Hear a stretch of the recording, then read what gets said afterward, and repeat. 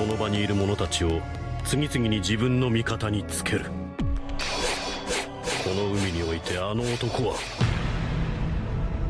最も恐るべき力を持っている。 Bonjour tout le monde et bienvenue au Mon Corvo, voici Kitaro. Et voici Kamaltero et Yokozo Minasan pour l'analyse complète du chapitre 952 de One Piece, un chapitre très efficace tant il va un petit peu aborder toutes les intrigues qui se retrouvent autour de Wano pour les faire converger vers un seul point, celui d'Onigashima. Et puis du coup on a ici la première chance peut-être, la première lueur d'espoir pour un Luffy afin de vaincre Kaido, une défaite de Kaido qui repose sur un seul symbole. Qu'est-ce que ça fait du bien de voir après un an de construction que Oda nous donne quelque chose à grignoter, en fait, de voir que ça y est, ça avance. C'est incroyable, peut-être que vous avez loupé des informations sur qui était vraiment le dieu des samouraïs Ryuma, comment le pays doré va pouvoir renaître, comment on va pouvoir faire tomber Kaido. On vous dit absolument tout dans cette analyse les amis, mais avant tout on a une énorme nouvelle, ça y est, oui, le lancement de notre chaîne manga. Après tout ce temps là, voilà, enfin depuis la création de la chaîne, vous êtes énormément nombreux à nous dire parler de ci, parler de ça, et enfin la voilà. On est vraiment très excités puisque le lancement de la chaîne depuis une petite semaine était une grande réussite, oui. On vous en a parlé, mais on voulait vraiment être là et vous le dire face à face, puisque c'est vraiment une fierté, et du coup vous remercier pour vos retours, c'est phénoménal. On commence avec Shingeki no Kyojin, un manga qu'on porte vraiment dans notre cœur tout comme One Piece, et qui du coup si vous voulez un petit peu avoir les analyses que vous retrouvez dans One Piece mais dans plein d'autres mangas, n'hésitez surtout pas à vous abonner, à nous rejoindre. Donc voilà, on se donne beaucoup de mal pour vous apporter des analyses maintenant sur d'autres mangas en plus de One Piece, comme on fait ici au Mon Corvo. Voilà, on prend tous nos week-ends à chaque fois pour vous apporter la réaction live, la revue la plus complète, la plus exhaustive possible. Ça nous prend beaucoup de temps, alors n'hésitez pas déjà à vous abonner au Mon Corvo déjà si vous voulez nous soutenir, parce que c'est le plus grand cadeau que vous puissiez nous faire, et aussi directement à Kamal et Kita, parce que oui, la chaîne s'appelle comme ça, le lien est dans la description. Merci de vous abonner aux deux chaînes, merci, parce que déjà pour le Mon Corvo on arrive aux 300 000 abonnés, et pour cette petite chaîne là c'est le début d'une grande aventure. On reprend un peu tout à zéro, mais avec vous, vous êtes une grande famille, donc juste c'est sincère, merci beaucoup de nous rejoindre sur les deux chaînes, c'est vraiment le plus beau cadeau que vous puissiez nous faire, merci beaucoup. Arigato desne.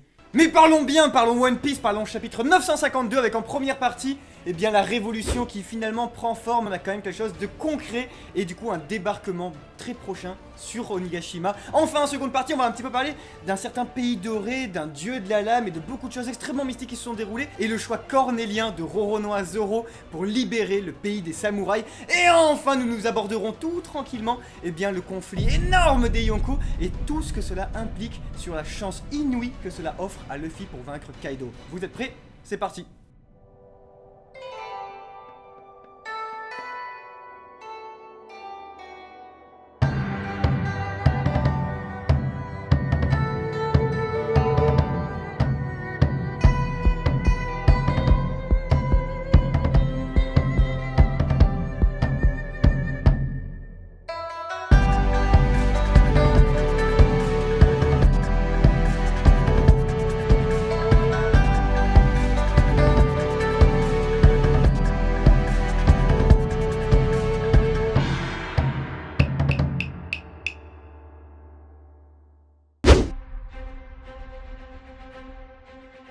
Ce n'est pas un super pouvoir, mais il a bien la capacité de rallier le monde entier à sa cause. À chaque fois, à chaque arc, la phrase de Mihawk depuis Marineford fait écho. Elle est tout le temps là, et aujourd'hui, voilà, ça y est, dans le chapitre 952, Luffy libère 3500 prisonniers dans Udon. C'est incroyable, et ça étonne absolument tout le monde, ça étonne Kinemon et tout, parce que ça y est, l'armée en fait se construit. Si on se rappelle, en plus des 1000 hommes qui sont enfermés dans la capitale des fleurs, dans la prison, on est à 4500, c'est juste énorme. Si en plus peut-être on imagine l'arrivée de la flotte de Luffy ou quoi à la fin, on a de plus en plus d'hommes, et surtout ce que dit Raizo, ce n'est que le début, on va sûrement pouvoir en rallier d'autres. Luffy, plus fédérateur que jamais, a toute la prison avec lui et du coup permet le soulèvement absolu des samouraïs, bien qu'il en reste une partie à la capitale des fleurs. Et là où c'est très intéressant, c'est que du coup on a quand même enfin les chefs Yakuza un petit peu qui étaient éparpillés dans la prison. Oui, bien sûr. Et là où c'est phénoménal, c'est que du coup ces hommes là ils sont dépeints encore une fois de façon Eiichiro Odaesque. C'est vraiment grandiose, ils sont cartographiés, c'est-à-dire qu'on a vraiment le monsieur à gauche, le monsieur à droite. Oda en un seul panel il te les présente, ça me fait vraiment beaucoup penser aussi à la pègre présentée juste avant la Tea Party, où en seule case d'un seul panel c'est ok, tu les vois tout de suite clair dans leur jeu. Eiichiro Oda dans toute sa splendeur dépeint un personnage à l'aide d'une présentation physique et une bulle qui l'accompagne. C'est avec tout ça qu'on comprend que du coup on a encore ici une belle bande d'Oliver Luke qui va commencer un petit peu à suivre Luffy et qui du coup sont quand même cependant des racailles, hein. C'est vraiment des criminels, Ah bah, c'est des c'est les Yakuza. chefs des Yakuza, ils aiment leur boss et attention, et vraiment on a un petit jeu très sympa avec Luffy. Et du coup enfin on a quand même aussi quelque chose de très intéressant vis-à-vis de Luffy, c'est le cas Babanuki, hein, quand même qu'il faut évoquer, c'est toutefois le fait que, alors qu'on pensait que quand même il avait avalé... C'est Ichiroda. Voilà, en fait. c'est Oda. Moscato a enfin un ami parce que je suis désolé. Alors que Big Yay. Mom lui avait arraché toute sa life, Moscato a eu un petit pansement. Nickel, très bien, tout va bien. Là ici, Babanuki, eh ben quand même, s'est fait exploser une arme létale de fou malade dans sa Implosé, gueule. hein, c'est pas Voilà. dessus, on lui a mis dans la trompe. De Imaginez. base, en plus, une toute petite dose mettait à terre tout le monde. Lui, le gars, il se prend, je sais plus, 1 kilo du truc dans la gueule. Il a air. Il a rien. Ça me tue comment Ichiroda, il veut pas tuer ses personnages. Ça le tue. Ça me fume. Et alors que la révolution est en marche, on a quand même des complications vis-à-vis, il ne faut pas l'oublier, des avis de recherche qui sont présentés un petit peu partout, Ouais. et surtout d'un lot qui, si on a gagné 3500 hommes, on en a bien perdu un qui en vaut 1000. Luffy, malgré tout, il arrive à rallier le monde entier à sa cause. Ils sont tous là, mais il leur manque des armes. En effet, déjà Franky a énormément de boulot à se retaper parce que 3500 hommes à mener sur des navires, ça fait beaucoup de navires à faire. Et du coup, là où c'est très intéressant, c'est que cependant, ces samouraïs, eh bien, ont besoin de lames blanches, hein. C'est-à-dire que vraiment, c'est pas des gens qui vont ici commencer à se battre avec des gros guns. Cela nous laisse penser à une géopolitique absolument monstrueuse de la part des Shiroda. Dans un premier temps, vis-à-vis de son monde qui crée et la pègre Doflamingo qui crée tout un commerce d'armes à feu Ouais. grâce aux usines de Wano, etc. Bref, Tout est mis en place, tout est mis en lié. place. C'est Voilà, trop c'est bien vraiment fantastique de voir que Shiroda sur 20 ans, bref. Mais surtout, ici, Shiroda, eh bien, nous parle d'une fracture d'un temps révolu de la part des samouraïs qui ne peuvent plus se battre comme de nobles personnes, puisque maintenant on a l'ère de la poudre, l'ère des balles et de quelque chose de beaucoup plus puissant que les biceps d'un samouraï. Mais on est aussi du coup sur la défense d'un patrimoine japonais quand Tom même. Cruise. Voilà, sur vraiment le dernier samouraï, il faut qu'il soit là. Et alors, on a besoin de 3500 sabres, hein. Ça fait quand même beaucoup de sabres, ma foi. Mais on a également de l'autre côté, un petit peu sur un pont, quelqu'un qui collectionne les sabres et qui peut-être pourrait arranger tout le monde. Parce que oui, Luffy en libérant la prison a bien libéré Kawamatsu. Et Kawamatsu devait se rendre quelque part. Non pas aller voir quelqu'un, mais bien se rendre quelque part. Et nous on se demande si ce quelque part c'était pas en fait le pont du Malandrin.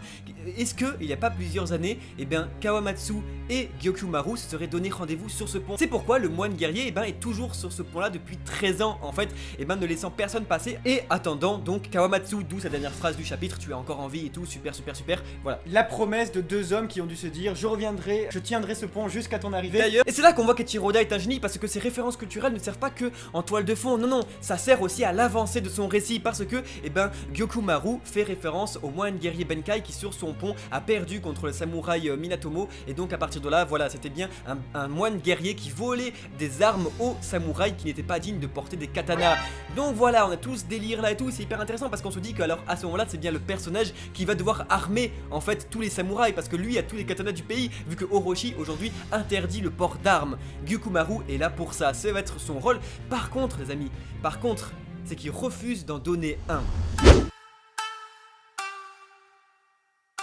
Il y a des centaines d'années de cela, dans une ère bien révolue aujourd'hui, le pays de Wano était considéré comme le pays doré. Protégé par une seule et même personne, Ryuma Shimotsuki, considéré comme un dieu, repoussait absolument tous les ennemis, avait même tué un dragon dans la capitale des fleurs et rendait le pays totalement prospère. Enterré avec son sabre, le dieu de la lame assura la protection du pays pendant des siècles et des siècles, jusqu'au jour où un homme, Gekko Moria, vint briser la sépulture du dieu et voler Shusui, son arme. À partir de là, tout est parti en couille les amis, et ça qui est hyper intéressant. Dès que Shusui a quitté le pays, rien ne va plus. Et ça qui est hyper intéressant aujourd'hui, Kaido est considéré comme un dieu dans le folklore de Wano Kuni. C'est considéré aussi comme un dieu parce que un dieu en a remplacé un autre. Avant, Ryuma était le dieu de Wano Kuni, mais la lame est de retour et à la ceinture de quelqu'un qu'on connaît très bien, Roronoa Zoro. Et ce que j'adore avec ce personnage, c'est qu'on a une construction.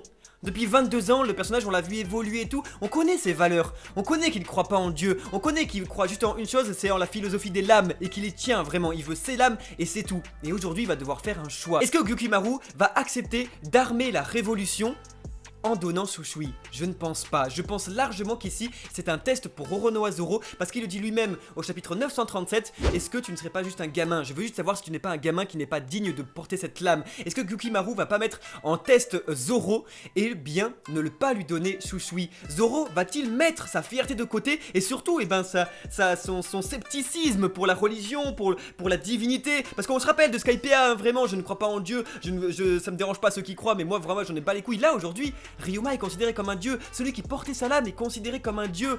Zoro n'a plus vraiment le choix. Est-ce qu'il va devoir abandonner cette lame pour armer la révolution? Et là ça me fait penser ça au Nidai Kitetsu.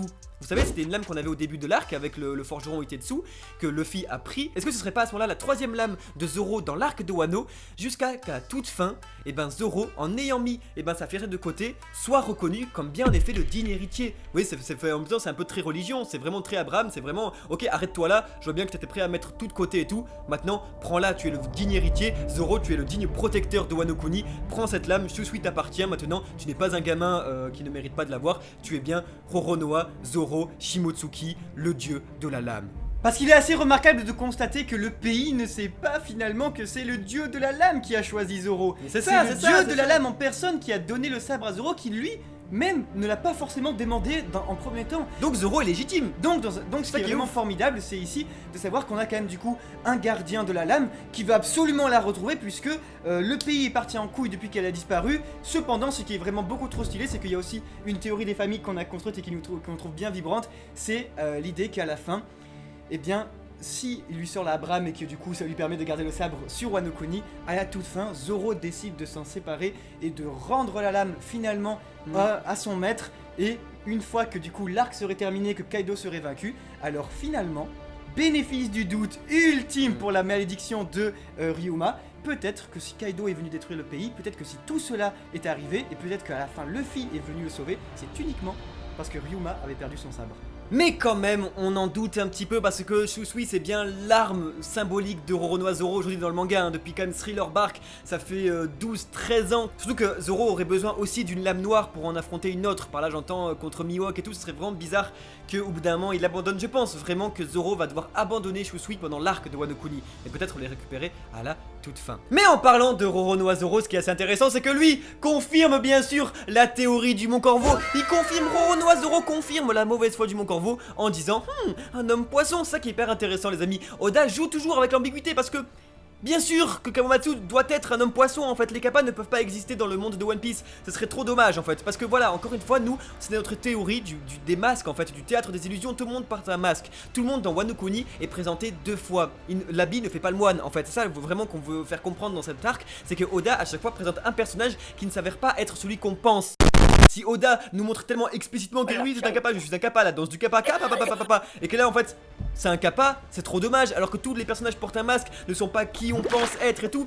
Kawamatsu doit être un homme poisson. Tout cela avait été déjà validé plus ou moins vis-à-vis d'un Luffy qui était très sceptique par rapport à Kawamatsu, qui comprenait pas tellement pourquoi on disait que c'était un kappa, parce qu'au final, Luffy et Zoro sont les seules personnes, et c'est là qu'il faut faire très attention les amis, c'est que vous êtes nombreux à penser que Luffy et Zoro sont les seuls extérieurs à Wano et du coup ne pas savoir ce qu'est un kappa. Cependant non, c'est l'inverse. C'est les seuls qui sont dans le monde entier et pas uniquement dans Wano, et qui eux sont refermés sur eux-mêmes et qui pensent uniquement à la mythologie nippone. Mais alors les amis, rejoignez le katakurisme, il n'est pas trop tard parce qu'on vous a vu partout. Non, Kawamatsu est bien un homme poisson les amis. Wano Kuni est un pays fermé, la frontière est fermée, ils ne connaissent pas le monde extérieur, donc ils ne connaissent pas les hommes poissons. On vous en a déjà parlé, donc d'ailleurs voici un petit rappel de notre théorie sur le théâtre des illusions.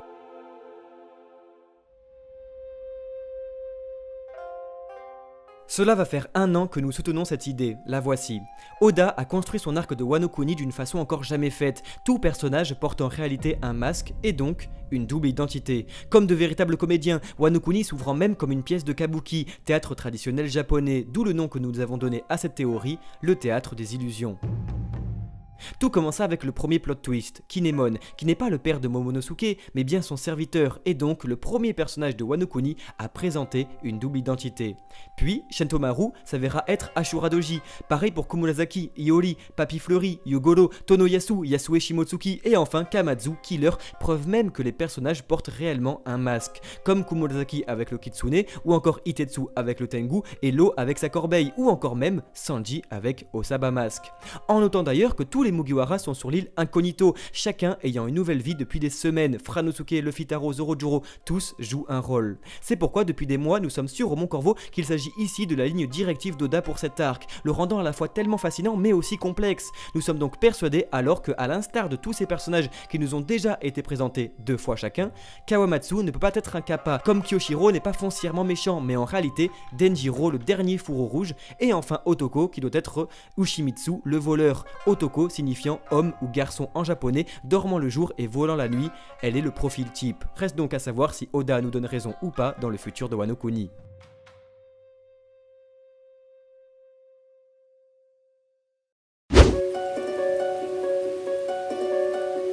Ce qui est assez intéressant, c'est qu'avec le festival de Bonne qui se prépare, on voit bien et qu'ils veulent fêter l'arrivée des morts et donc guider les morts qui sont bien sûr les 9 fourreaux rouges ici. Ichiro Oda vraiment encore une fois se sert de l'histoire de son pays pour ici l'avancée de son récit, c'est magnifique. Est-ce que alors les lanternes en fait pour guider les morts, c'est chose qui se fait vraiment au Japon, ne se ferait pas aussi dans le manga et donc cacherait en fait tout simplement les navires, ça créerait vraiment un rideau de lumière en fait qui cacherait les bateaux qui arriveraient sur Onigashima. Et alors vous voyez qu'avec ce symbole de Shusui, qu'avec tout ce qui se passe au niveau de la prison et tout ça, on a au final quelque chose de très important, c'est Big Mom qui est le facteur gagnant pour les Nakama, puisque au final, eh bien, il y a quelque chose qui enfin arrive à occuper Kaido. Et là où on peut se dire que c'est quand même assez fantastique, c'est que malgré tout ce qui se passe, tous les hommes, tout le monde, toutes les grandes pointures qui sont là, eh bien il faut absolument cependant quelque chose pour occuper Kaido, puisque là on se dit que malgré qu'il y ait King et tout ça, on se dit peut-être qu'il y a...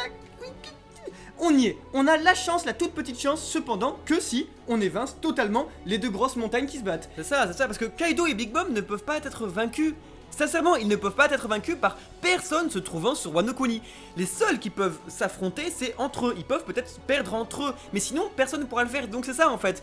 Big Mom, indirectement, c'est la plus grande alliée de Luffy. Les ennemis de mes ennemis sont mes amis. Et là, 2 ans de Whole Cake Island, ça arrive à ce moment-là en fait. Bravo Ichiro Oda parce que ça a pris du temps, mais ça vaut le coup, vraiment. Sinon c'est la définition de One Piece, ça prend du temps, mais ça vaut le coup.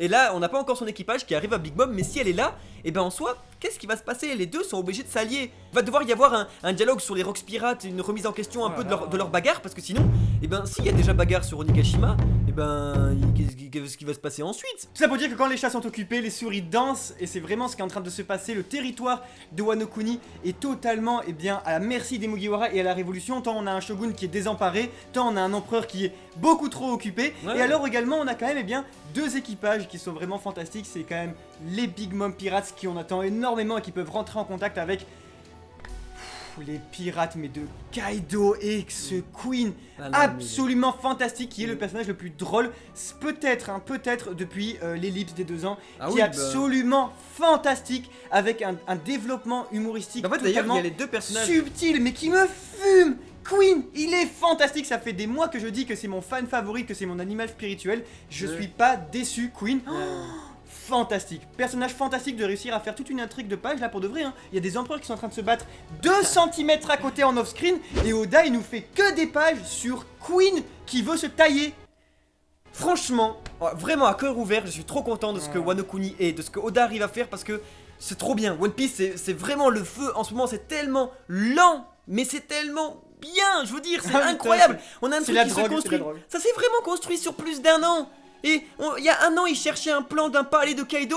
Là, on l'a enfin. Putain, ça prend son temps, mais c'est génial. Je veux que ça prenne son temps, parce que quand après on va lire ça directement en manga, ça va être de la grosse bombe. Ça prend son temps. Tous les fourreaux rouges maintenant, on les aime, on les connaît, on veut connaître, on veut savoir ce qui va leur arriver. Tout l'équipage de Luffy, on les connaît depuis 22 ans. Maintenant, Iori, on l'aime et tout. Tu vois, tout le monde, tous les personnages, même Kaido, il devient de plus en plus attachant. Big Mom, on l'a vu gentil, on l'a vu méchant, tout. Putain, Oda, il prend son temps. C'est un mastermind, ce mec. C'est un mastermind. Il arrive à te créer des personnages, mais incroyables. Donc voilà, nous, on a trop la chance aujourd'hui, encore une fois, de pouvoir vous en parler devant une caméra et tout. surtout merci à tous de regarder ces vidéos là. Ah, c'est top. Merci aussi de nous rejoindre sur la chaîne Kamal Kita. Venez vous abonner, rejoignez l'aventure avec nous les amis, c'est un truc de dingue ce qui se passe, on est trop contents. Donc un gros merci les amis, merci d'avoir regardé cette vidéo jusqu'au bout, c'était Kitaro. Et c'était Kamal Théo. Ciao ciao.